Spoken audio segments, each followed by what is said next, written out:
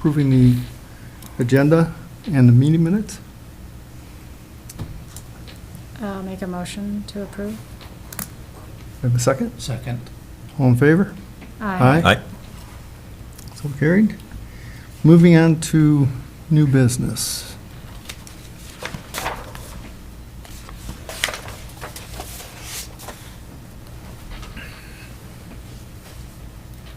Staff?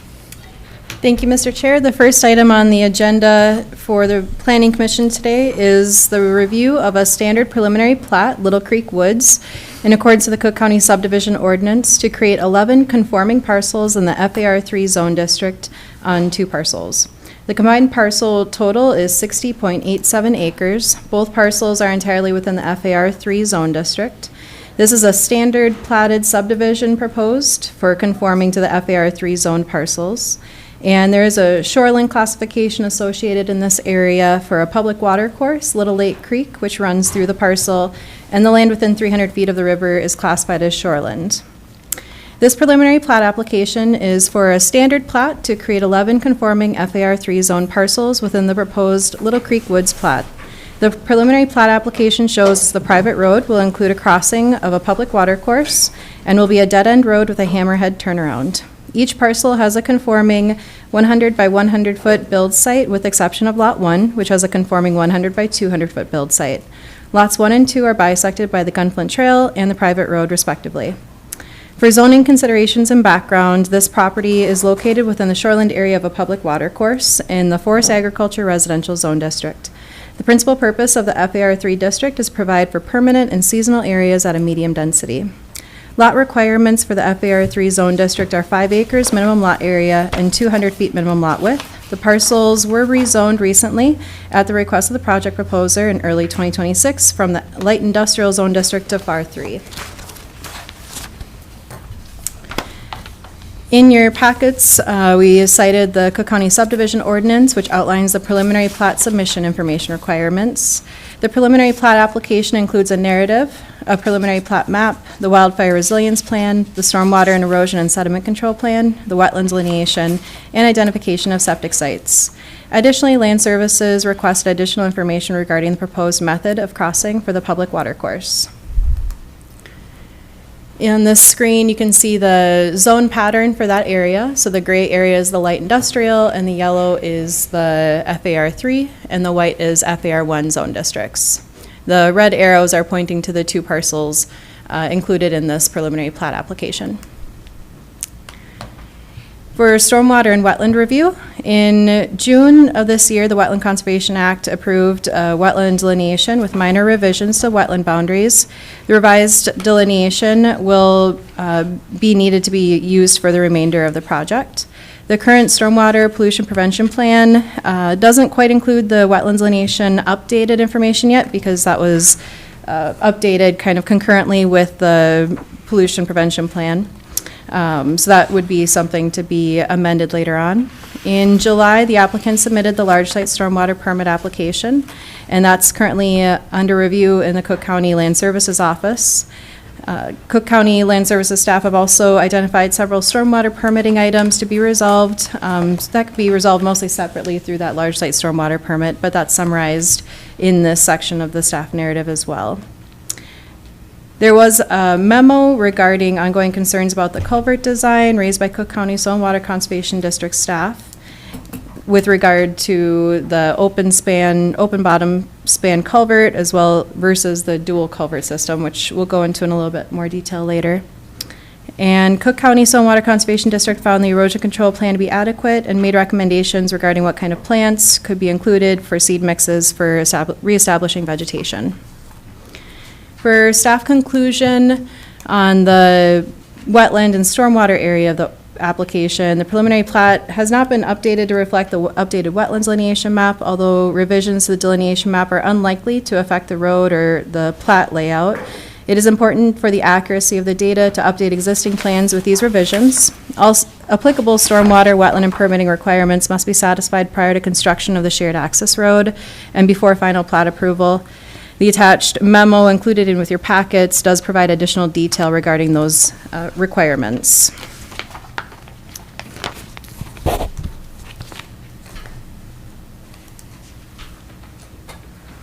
With regard to the septic, every parcel has 2 septic sites identified. They range from a type 1 septic system, most of the lots are type 2 septic systems, and a type 3 septic system for a couple of the lots.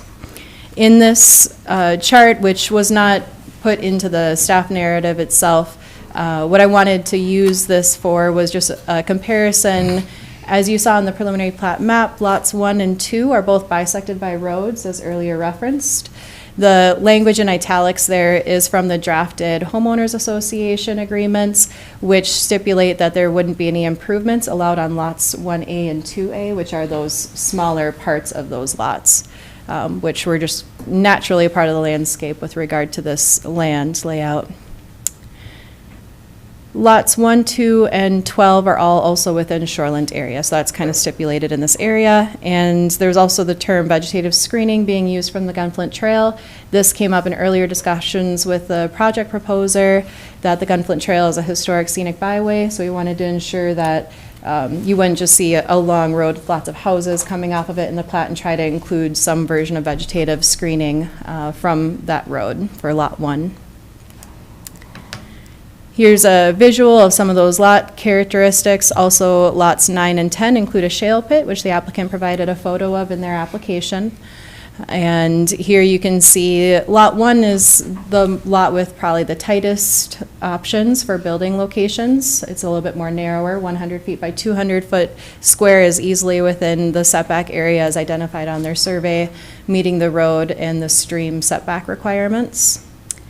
And lot 2A is nestled between the river and the private road, but 2B is where the bulk of the building site for lot 2 would be. Those are the 2 parcels with a little bit more uniqueness to their size, configuration, and layout. The road length is over 2,800 feet long with the hammerhead turnaround. The applicant did include in their application correspondence with Maple Hill Community Fire Department, and they wanted to be able to check the road essentially once it was completed to ensure that they'll be able to get their emergency vehicles down and that that turnaround will be adequate. The public watercourse crossing is also obviously a part of this road design with culverts. Wetland regulations are met with this road design. However, we just want to see the wetlands lineation map incorporated as an updated version in future documents. And the bluff layer is just a reference layer. At this point, it has not been field verified by land services staff, which should be done later on just to confirm for folks. This is an example of what the road layout looks like. The road is following the north property line coming off the Gunflint Trail where it crosses the stream and then heads south from there. And this is a location in the road layout where there will be a culvert to allow for drainage connectivity from the north side of the road to the south side of the road. The Wildfire Resilience Plan is a new requirement in the Cook County Subdivision Ordinance.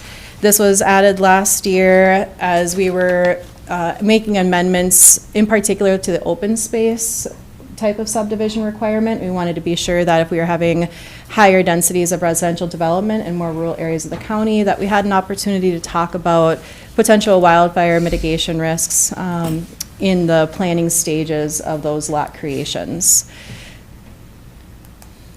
The application did include the completion of the checklist that our office had put together for satisfying this requirement to allow us to have this conversation essentially.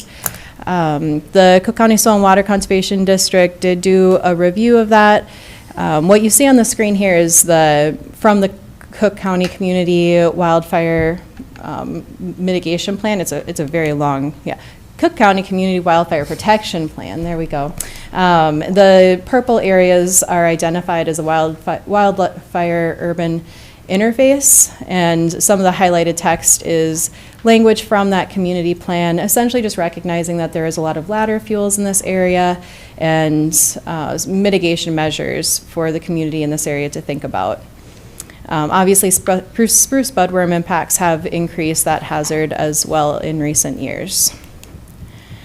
I think part of having this as a part of the discussion is to speak with a developer about what could be done as the property is under single ownership or as it goes into separate ownership with 5-acre lots.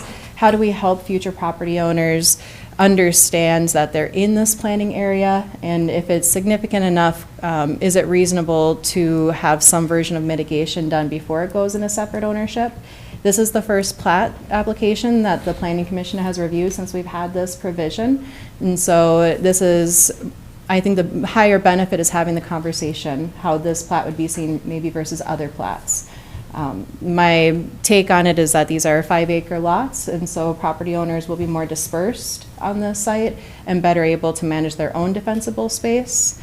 I do think that there could be something done in the homeowners association documents with clear information for property owners, notifying of them of being in this planning area, and potentially talking with the developer further about what potentially doing some removing some of the ladder fuels on the lots where those might be present, if that is feasible while the road is getting put in. We haven't had time really to talk more further about that yet in this plan, but there's some different conditions that we threw out. I think some are maybe a little more than we need at this point, but I think it will be a good discussion point for us to discuss further in a moment. And that, also, due to our own wildfire activity in our area, our emergency manager and Firewise coordinators were unavailable to provide us feedback on this. Obviously, we're in the emergency operations room right now, so there were higher priorities during this processing for that. And those are some of the potential conditions that we've outlined. I think the disclosure statement for future property owners could be a pretty easy addition, and demonstrating that road access and especially that hammerhead turnaround is preserved in the future would be real key ways to fold this intention into the plans that we have before us. The public water course crossing, as I mentioned earlier, it's Little Lake Creek. It has a lot of water quality studies happening at the moment with the Soil and Water Conservation District and Minnesota Pollution Control Agency. And this is the private road river crossing. The top photo there is the Soil and Water Conservation District's example of the single span open bottom culvert, that they believe this design would be preferable to the two culvert design that's proposed for this crossing. Primarily to reduce debris jams would be one recommendation that they had. For the preliminary plat review, Board of Lake Surveying provided the preliminary plat check on behalf of our department and provided some recommendations to be updated into the preliminary plat map. And then the draft HOA declarations are also included.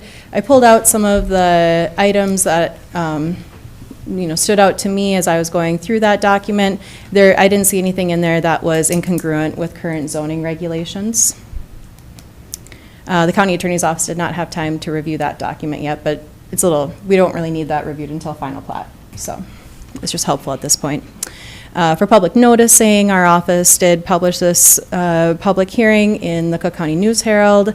We did send out 31 letters of notification to adjacent property owners as well as county departments and the DNR hydrologists and other relevant entities. We did not receive any written comments, and there's just the technical memos that have been hinted at during this presentation and also included all within your packets.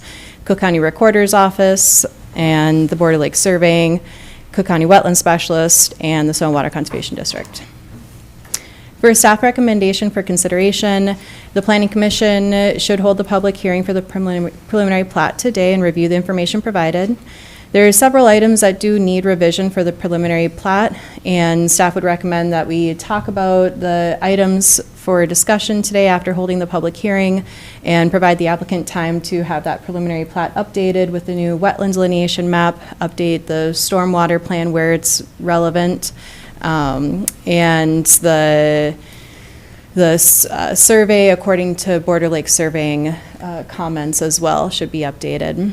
The final plat has been submitted for the August meeting.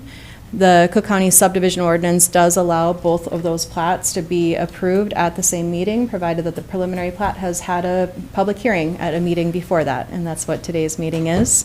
That's only feasible if there's not significant changes to the final plat. So To date, there's nothing that has changed the configuration of the lots. So at the moment, I don't see a reason that we can't stay on that date, but obviously we haven't had a fruitful discussion yet. For discussion items or the outstanding items from our department's perspective, the preliminary plat corrections from the surveyor comments and the wetlands delineation should be updated so that our preliminary plat has the most accurate, up-to-date version of what would be approved.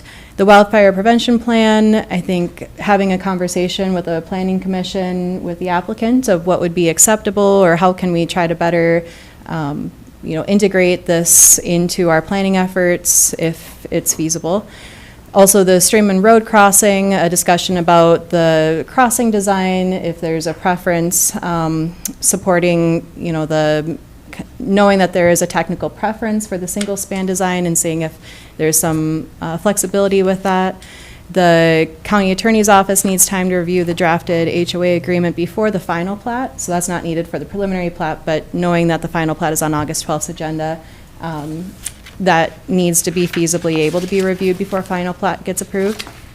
And then there's the developer's agreement. I wanted to pull out, it's a tool in our toolbox essentially, for the county and the developer to put what conditions might be approved on paper, and we lay out kind of timelines and expectations for how the county can ensure that what is on these designs gets built out. A good example of that is the Maple Hill Community Fire Department wanted the ability to come out and drive the road to sign off on it, essentially, for their vehicles. That's a hard thing for us to track, and so if we had a developer's agreement that laid out to the developer and with us and the fire department indicating who to contact when and how to check that box, essentially. It's just a better communication tool, not trying to add an additional unnecessary step into this process. We've also drafted several potential conditions. It really was more, I view it more of a menu of conditions to look over rather than all those conditions necessarily being pertinent based off of how today's discussion goes. Obviously, that feedback will help us know what to put together for the August meeting for a more formalized version of potential conditions. For example, conditions 11 through 15 were specifically about the wildfire prevention plan action items. Not all of those may be relevant or needed for this type of residential subdivision, but I wanted them available for your discussion. And then as a reminder, that's what the plat looks like. The black areas could also be updated at some point too if we can get out and have a field review to verify those. But overall, that's what I've got for your presentation. Thank you. Open for public comment? Mm-hmm. Would anybody from the public, or is the developer here? Maybe you. You have anything you'd like to add? Come up and state your name and address for the record, please. Good afternoon, ladies and gentlemen. Howard Hedstrom, 90 County Road 60, Grand Ray, from Maple Hill. I'm the developer. Got my team behind me, a couple of them anyway. Charles Troval is from North Superior Surveying, and John Loy from MSA.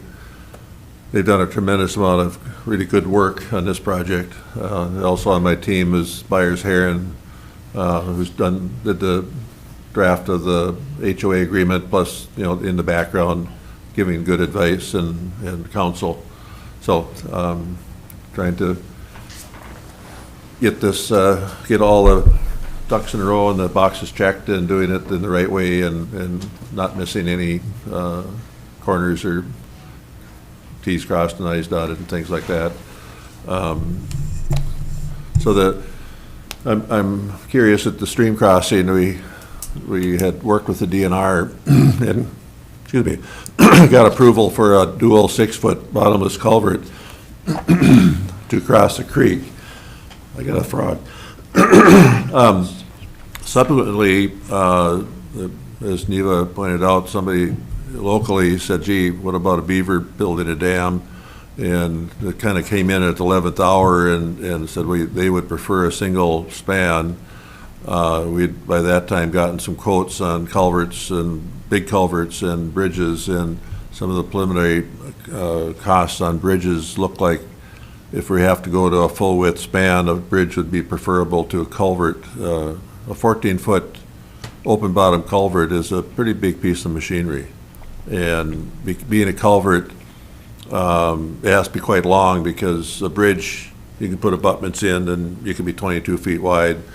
If you have a culvert, depends on the fill above it, to get the 2-to-1 slope, you got to be out there 50 feet, 60 feet end to end of the culvert, which makes it a pretty big device. So and it was kind of 11th hour. We were pushing to get the DNR permit application in just to meet the deadlines of getting on the agenda for the 22nd. We had to have our stuff in for the agenda for next month's meeting. It's an aggressive time frame, but it's doable. We've got 99% of the work done. It's just some tweaking now, and we just had said, well, we have to make a decision which way we're going to make this DNR application, and so we decided on the bridge design. So we're kind of going down that route. All discussions with John afterwards, and if we get this approved, if there's still some latitude in there, we may look at the 2 culverts versus the 1 bridge. The DNR and the waters people, the cost is not a criteria for the crossing. Cost is a criteria for me, and so we'll look at what's acceptable and what the best cost alternative is, and still have a good design. Knowing that all that water and all that creek goes through 1,000 feet of 4-foot culvert just downstream, because the whole mill is tiled.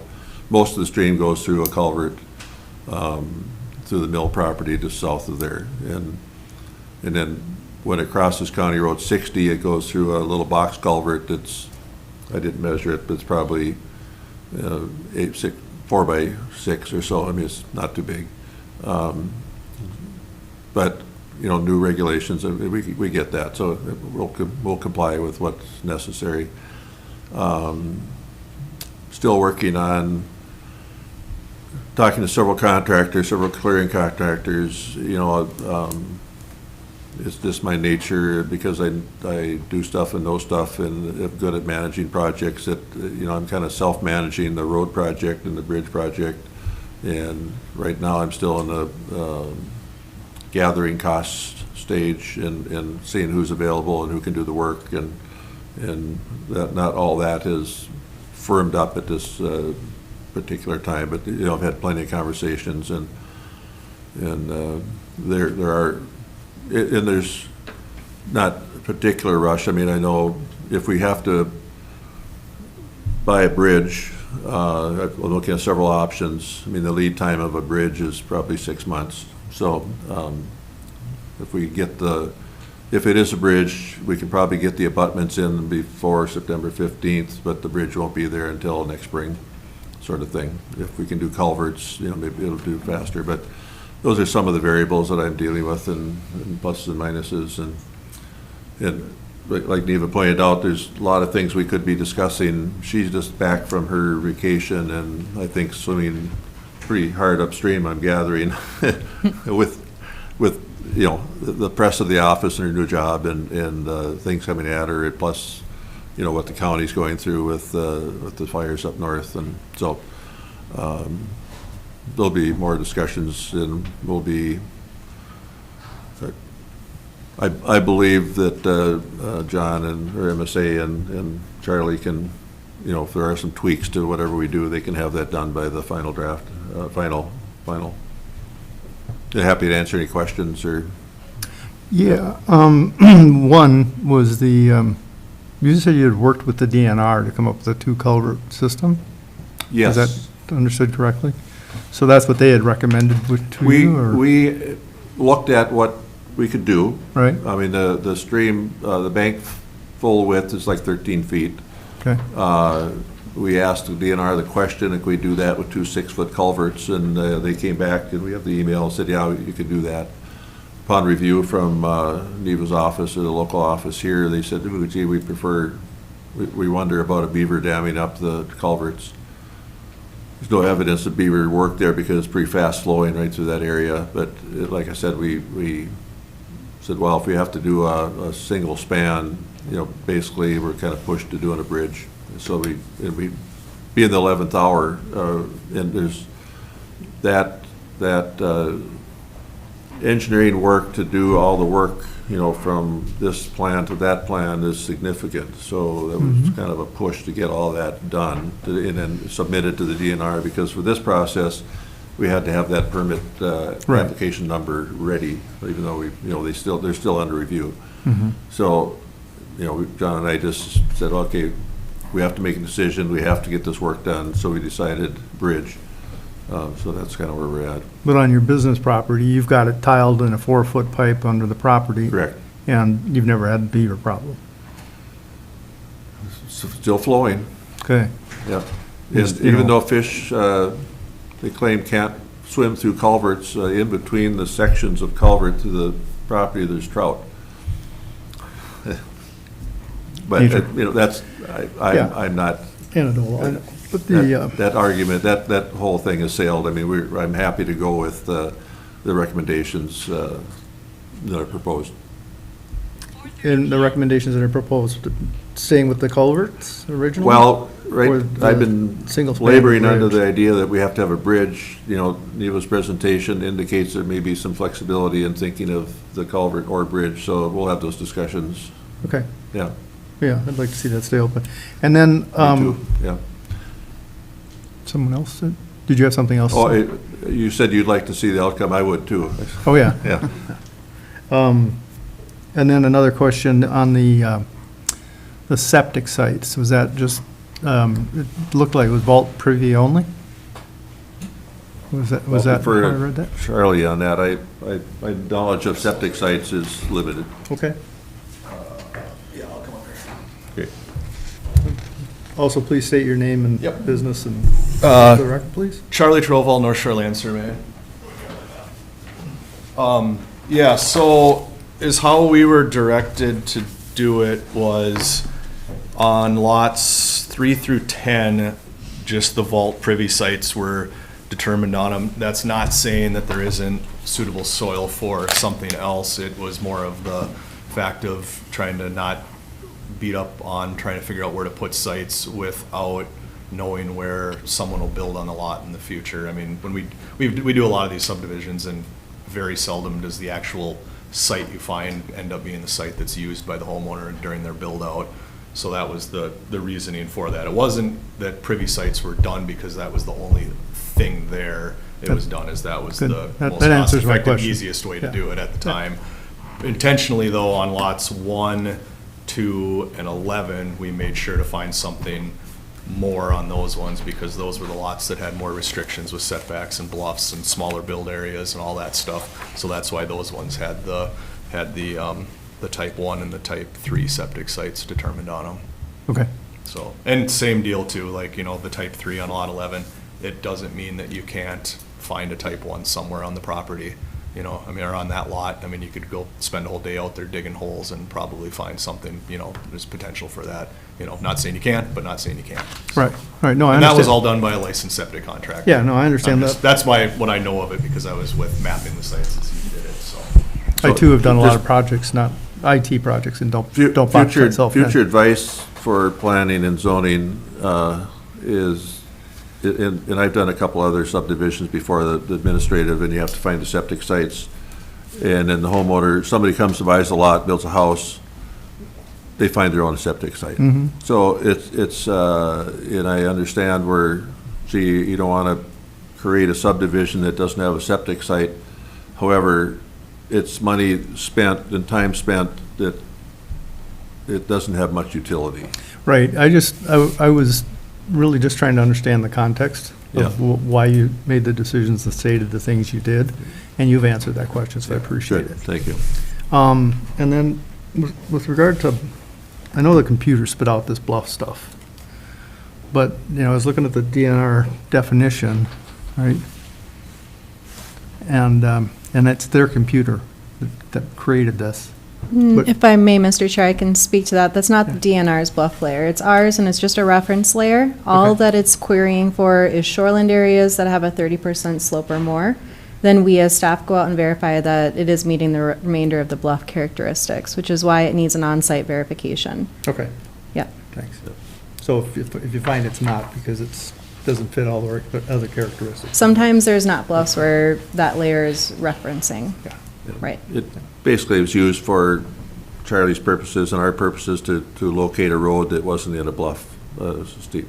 Yeah, and if you'll Beneficial. notice too, you'll see that like the proposed build sites are intentionally tried to be as far away from those as possible and, you know, in a flatter part of the lot and not, Yep. you know, being super tight up against those potential bluff areas. So like Neva said, it's a tool for us to try to avoid because at least it has that 30% characteristic, so. Right. Yep, makes sense. Others on the board? Questions? I guess I'm curious, Howard, if you have any thoughts before we discuss it as a board on the wildfire mitigation aspect of this, from your perspective? You know, I've got a little history in wood and forest. So, up until about 6 months ago, most of the forest, you know, between here and probably Poplar Lake or beyond, it kind of known as asbestos forest. It's aspen, birch, you know, some balsam, spruce, but really it's not very fire prone. With this outbreak of spruce budworm, which is the worst in my lifetime, there is major concern, and everybody in the county ought to be concerned. And it's bad, and I acknowledge that. And so, you know, as we do our site clearing, the road clearing, you know, there is a significant, there's a pocket there, basically in lot 2, that's a lot of dead balsam, and we'll probably just take it out, because why? And it's gone. I mean, you can't start the new forest till the old forest is gone, so let's get it out of there. And selectively going out and cutting spruce and balsam, wouldn't that be wonderful? We got 1 million acres here. You can't, it's not possible. It's not doable. Even on 5 acres, I mean, it would be a major undertaking to, you know, go knock down all that wood. I mean, my son, just talked to him, he made a decision to hire somebody to come in and just knock down all the spruce balsam around his house, because it's dead, it's a danger, let's get rid of it. But, you know, in the general forest and even on 5 acres, it's a bad deal, yeah. But, you know, otherwise, you know, it is aspen, birch, or some maple toward the east end of the property. I didn't see it, but Charlie said there's a white pine or 2 in there too, but which are healthy, and so yeah, it's certainly fire is top of mind right now.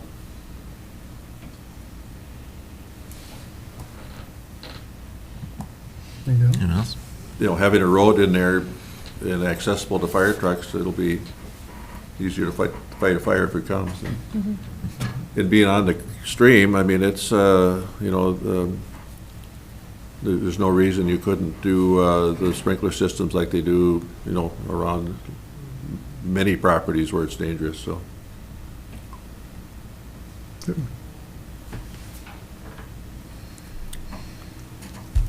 Jeff? Not to beat the culvert to death or anything, but, Knew it was coming.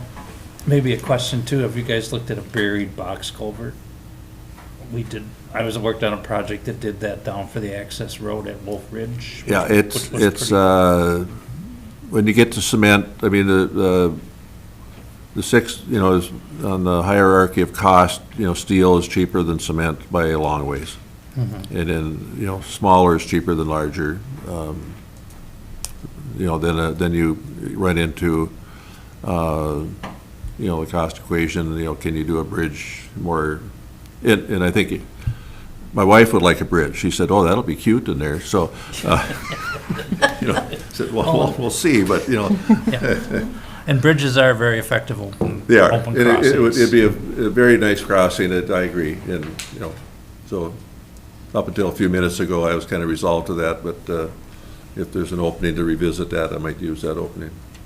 Okay. I'm sure DNR will ask for it, but one thing,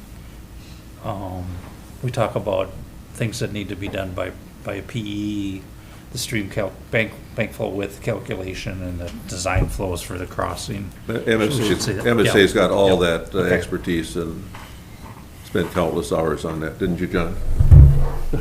I'm actually a little surprised 13 foot seems pretty wide, but for that stream, but that's okay. I don't know what the tributary area is on it, so it's hard to say. Certain things I argue about and certain things are so far beyond my realm that I don't argue about it. Okay. That's all I have at this point. Courtney? I don't have anything right now. Well, I'll beat the culvert thing to death. Just for clarification, you mentioned that the width for an open bottom culvert would be 50 to 60 feet or whatever. No, 14 feet. Oh, no, I don't mean the width, the width, the stream width. The slope on Whether either it's a side. culvert, the open bottom culvert, or a bridge, the abutment width would be 14 feet. A culvert would be 14 feet. The DNR was happy with 2 6-foot culverts, yet to be determined. But then the bridge, the road width is 22 feet. Sure. That's the requirement. So you can build a bridge, so you can have 22 feet between the railings. If you have a culvert, it has to be fill on top of that. And then, of course, by the grade, you might have quite a bit of fill. And then you can't have that come down like this unless you could put a end on a culvert. These are all, as you know, just equations. But otherwise, if you have that slope, the higher the fill, the more the slope, and it gets to be a long culvert. Right. So my question is, if it's an open bottom culvert or 2 round culverts, is that slope different or is it the same?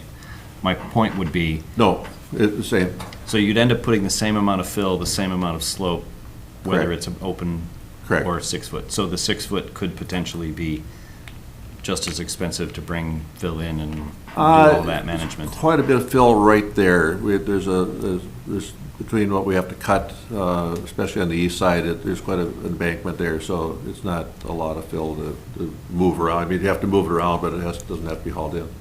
So then again, the other part of my question would be, is the expense for the open bottom culvert significantly different, the culvert itself, as opposed to the 2 6-foots? Yes, the 14-foot, it's heavier gauge, a lot more iron, it's more expensive, yeah. Okay, just wanted to understand that. Understand too that I'm not arguing cost, as I go through my mental exercise, cost comes in. When I'm talking to you and the DNR, cost is not allowed to be talked about, it has to be the best we can do. Does that make sense? Yep, absolutely. Okay, so best we can do is the, so. If you decide it ought to be a We bridge. wrote laws and regulations that say you're able to do these certain things, and so you should be able to operate within those certain Yeah. permissions Yeah. and not have someone else driving you to gold plate a solution. I don't have endless time to argue, I mean, there's timeframes involved, so, yeah. No, I'm just saying that we're honor bound up here to enforce regulations in the law, right? Yeah, and I am too. And so we're all wanting to do that, but I'm just not wanting someone that's sitting in an office deciding, hey, this is a really pretty way of doing this that I'd like to have done. And, and then you don't get to say, hold, that's a way more expensive. That's not. My advisor's telling me that I can't use cost as a justification, so. Not as a sole justification, okay? Yeah. Money, it says it right in our ordinance, we'll go through it in variance, right? Yeah. Money can't be the sole reason for the decision. Yeah. Okay? But that having been said, if you're within the regs, and the DNR said this, this one works or that one works, and it's a better choice for you from a financial point of view, Yeah. there shouldn't be any problem with that. Not that the others shouldn't be discussed, Yeah. but I'm just, when you said as good as it can be, it just sort of was, like, whoa, hold on here. I Yeah. just don't need someone who's got, Brad's pretty good idea. It wasn't what my customers wanted me to do. Yeah. What they wanted me to do was solve the problem that they brought to me in the most Yeah. cost-effective Well, way. we will solve the problem, and it'll be within the regs, and it'll be nicely Okay. done, Okay, I've been working on bridge designs, and it might be the most cost-effective solution too, so I've kind of I was resolved to that until Needham's presentation, so I'm a what-if guy. I mean, I just keep going. Right. Mr. Chair, can I just clarify a little bit? So our ordinances don't stipulate the crossing type, which is why my presentation gave you that framework that it did.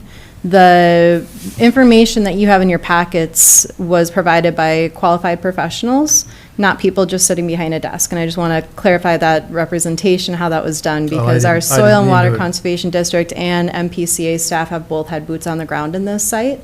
The bankful width and the width of the culverts is not just looking at the water that's in the stream, but looking at the analysis of the bank of the stream and how far it would take for those banks to get flooded beyond their banks. And that's why it's quite often much wider than what it would seem like when you just see a small stream, and why it's so much bigger than what it really is. The main reason for that single span versus the two culverts was referenced as the debris jam, not necessarily citing, recognizing that there are other areas that the stream is culverted. We understand that, but also we're trying to create a road and ensure that this development is going to be done in the best way possible, essentially. We're not trying to create something that we know is going to be creating headaches for future property owners. That would be why we have design standards for roads, so that they be such a certain width. And so that is how this gets incorporated with this plan. So, and that's why it's, I'm leaving it to the Planning Commission. It's not us as staff with regard to what's in our ordinance as to what that stream crossing type is. But it is a part of the road design, and I do think it's fair for us to talk about that. And with how much money goes publicly into improving the conservation resources in our area, if we know that there's some small design changes that can be aligned with those conservation priorities, I think it's very well worth our time to talk about and vet out whether or not that's a reasonable addition to the plan. Yeah, I didn't mean to disparage anyone, by the way. Just not well said, certainly on my part.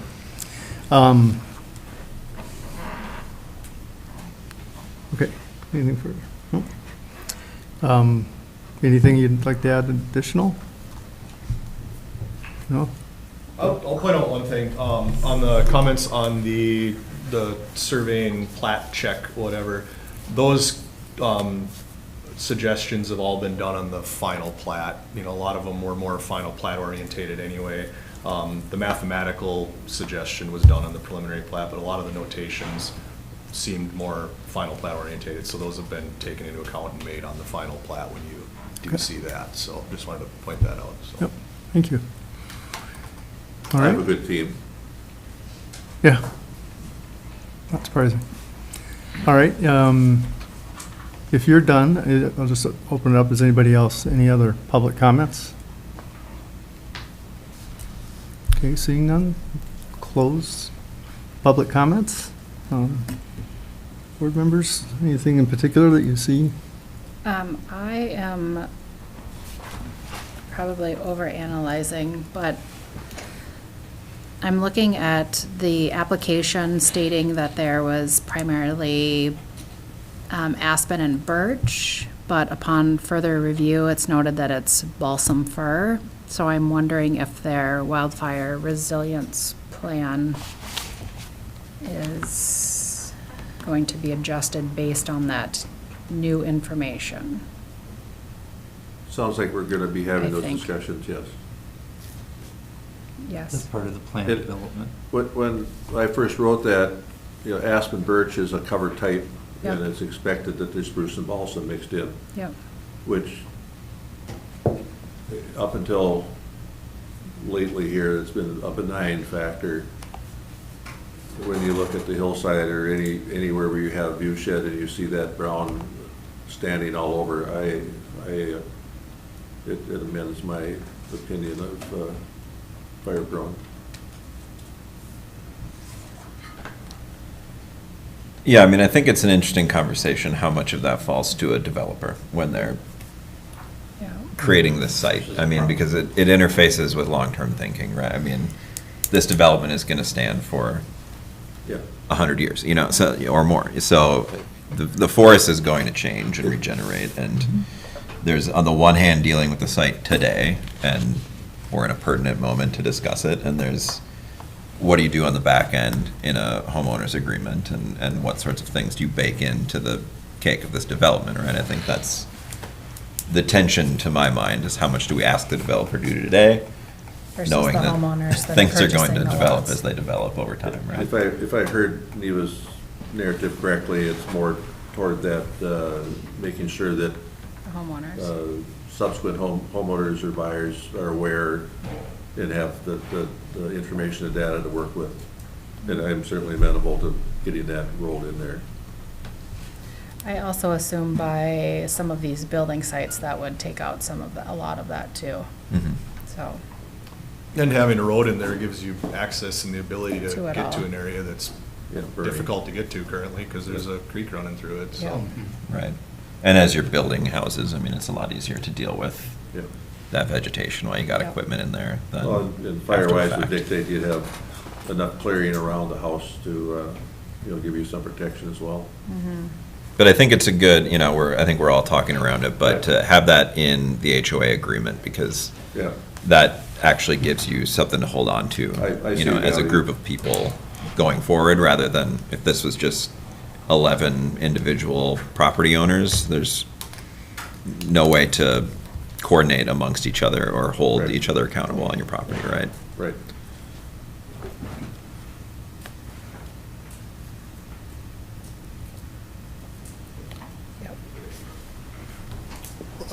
Any further discussion amongst the board?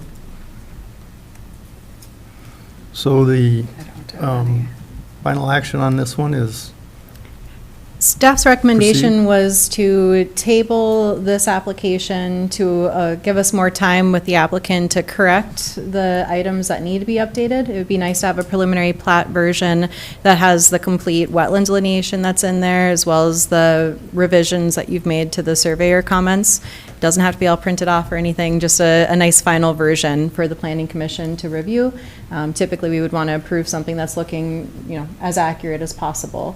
And then that will also give us time to maybe hone in a little bit more on an update to that wildfire plan of what feels like maybe a revised version and how we can kind of talk about that. And again, from my perspective, this feels different than, let's say, a proposal that is in a little bit more of a remote area, further away from the fire department with a higher density of development. And I think that this planning commission will be well-suited in future platted discussions to see how different sites might feel differently. But in this location, as has been pointed out, the road should certainly help gain more access to that, and especially maybe honing in a little bit more specifically about where the tree types differ, and maybe where those higher, like more fuels reduction areas could be, as a part of the, like you mentioned, there's just site prep. As if you have the equipment in there already for clearing the road, maybe just knocking out some of those more dense spots. It's not the whole property, that's for sure. That's why the aspen birch reference was kind of in that other forest type, the more you go east, so. And it seems like we also have some asks of the county attorney, if we're tabling it, to Yep. look at the HOA agreement, and if there's a recommendation to do a developer's agreement, I guess, is the other thing in this packet, so. Yeah, and again, it'd be nice if we could get the time of our Firewise coordinator to get their feedback. I think that really would have helped inform our discussion a little bit more from their perspective. And if we table, we'll likely see them both at the same time, is that what they'll come back and we'll approve both? Yep, yeah. I think reviewing the they're final ready. plat is still feasible in August because there's been nothing from this preliminary plat review that is changing the way the lots are laid out, Okay. essentially. We're more Mhm. so having a conversation about design or conditions, Okay. so. Yeah, and I feel like we have had that in my time on the board, where we let a preliminary plat go through, and there was enough discrepancy that lots changed, and the plan meaningfully changed. I'm less concerned about that with this, the way these lots are drawn, so. They're really Sure. just notations, Yeah. additions and stuff like that, so. Mhm. they didn't seem too material. Yeah, like I said, I kind of would argue that they're things that aren't included on a preliminary plat, they're final plat items, but I won't argue. Okay. I definitely, just to beat the dead horse, the culvert, in my opinion, I'm not an expert in culverts, but I do have a double culvert, on an old forest road on my property, and that thing plugs up. It's not 2 6-foot culverts, but if you've got a dense forest around it, stuff gets in there and gums it up, beavers or no, 90% sure there's gonna be a bridge, but. Yeah. The comment opened up my mind a little bit. Mhm. It's mostly a bridge, yeah. Okay. All right, so then, we have a motion to table. And after a motion to table is made, then there's no further discussion. Correct. All right? Okay. Do I have a motion? Or do you want to have further discussion? I'm not trying to shut anybody down. You're looking at me. Oh, I would move that we table this discussion for this time related to this plat as it stands, allowing it to be presented at the next meeting along with the final plat at the same time. Is that good? Yeah, very good. Thanks. Do we have a second? I'll second. All in favor? Aye. Hi. Opposed? None? Thank you. Thank you for that. Thank you for your good comments. And see you in a few weeks. Thanks, Howard. Thanks, Charlie. Thanks, John.